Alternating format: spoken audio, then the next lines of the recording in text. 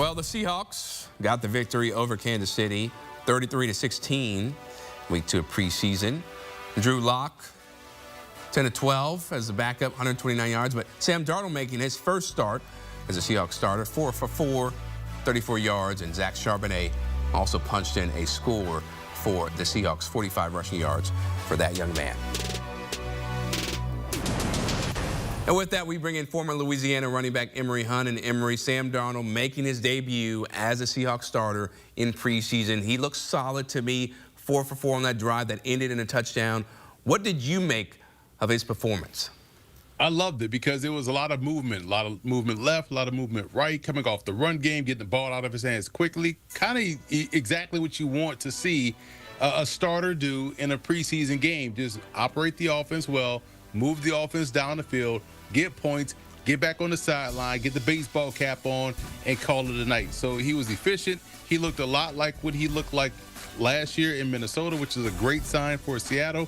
And thanks in part to a fantastic offensive line, how they were just blowing Kansas City off the ball made his life a hell of a lot easier. And it also made one of his other teammates' life easier. We're talking about Zach Charbonnet. He's punched in that touchdown against Kansas City in that first drive. And when you think about the injury issues that Kenneth Walker has dealt with over his years, right? What chances do you give Charbonnet to beat him for that #1 spot as the running back? It gives him a good chance. And what I like about Charbonnet in comparison to Kenneth Walker has a little bit more burst, obviously, and is able to rip off the long run. But I feel like Charbonnet has a better feel for the run game. And when I'm talking about how he's able to ride it and then decide at the last minute, or press and then cut back if necessary. So he's able to feel the running game a lot better than Kenneth Walker, although Kenneth Walker has that next level burst to really rip the home run. But you like what you saw tonight, because he was able to do a great job of just understanding where the holes are going to be, attacking, and just shooting through it and making big plays throughout the course of his time out there on the field. So it was a great night overall for the offensive line, for the run game, and all of the quarterbacks, to be honest. Now, Seattle, they brought the hammer to Kansas City all night long. The intensity, the focus, crisp.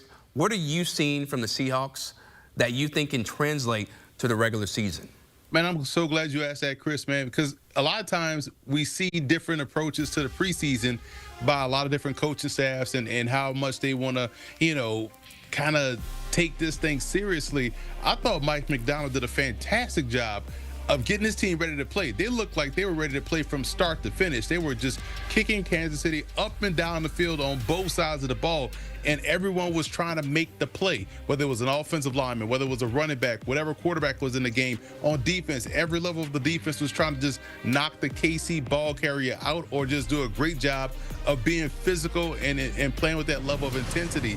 And that all just stems from the head coach and what they preach at practice. So it was great to see a preseason game with this level of intensity. It looked like a Week 9 game for Seattle. They got ready, got out of bed, and it seemed like Kansas City didn't get off the bus. So I like what they showed tonight, and that's the type of stuff that can carry over into the regular season. Right, and that's the culture you want to embody as you get into the regular season, where you play hard from the first whistle to the last one, especially in the NFL, where any given Sunday, anything can happen. Now, when you look at this game, there's always players, right, who may improve their stock of making the team or maybe moving up the depth chart. Who was your standout performer in this one?